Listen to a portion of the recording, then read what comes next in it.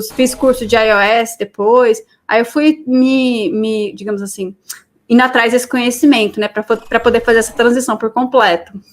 Poxa, que bacana. Mas aí, assim, tá, tu fez o seu primeiro game e começou a estudar mais sobre game dev. Como que era o mercado naquela época? Eu acredito que, tipo assim, até hoje, na verdade, eu vejo que não é tão comum a galera optar por desenvolvimento de games, pelo menos aqui no Brasil. Como que era naquela época? Naquela época, era muito pior do que é hoje, porque hoje a gente tem um certo mercado. O Brasil ele evoluiu muito em relação a isso. À medida que a gente foi tendo alguns estúdios que ganharam visibilidade global, assim, alguns jogos premiados brasileiros, a gente começou a ter a cultura de investimento nesse setor. Assim, é um setor que está crescendo muito aqui no Brasil. E quando a gente começou, isso estava se estruturando ainda.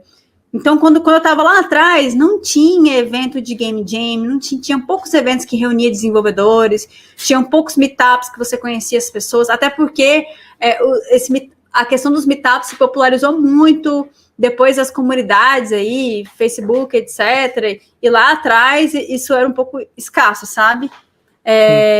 Então, quando eu comecei, era um pouco difícil você ter acesso a como começar. Mas eu acho que eu fui muito sortuda. Talvez eu tenha sido muito sortuda. Porque eu saí da faculdade de design e aí eu fazia trabalhos para um amigo meu que tinha uma agência de publicidade. E aí ele simplesmente tinha um amigo que trabalhava lá em Miami, numa empresa que fazia jogos para Facebook, e ele falou assim, Carol, estão precisando de uma programadora aqui que desenvolve jogos. Você não topa, não? Aí eu falei assim, cara, eu nem sabia muita coisa, mas eu falei assim, topo, sim, na cara dura. E foi esse desafio que eu fui trabalhar nessa empresa americana, que abriu todas as portas para mim. Mas você vê que, tipo assim, eu consegui um contato direto com alguém e tal, talvez se eu não tivesse essa ponte, seria um pouco mais difícil de entrar naquela época. Agora as coisas já mudaram, né? Poxa, que legal. Então, assim, questão de ter feito networking aí com um colega da faculdade, no caso. Sim, Então, que exatamente. muito bacana. A gente vê a importância, né? Sim.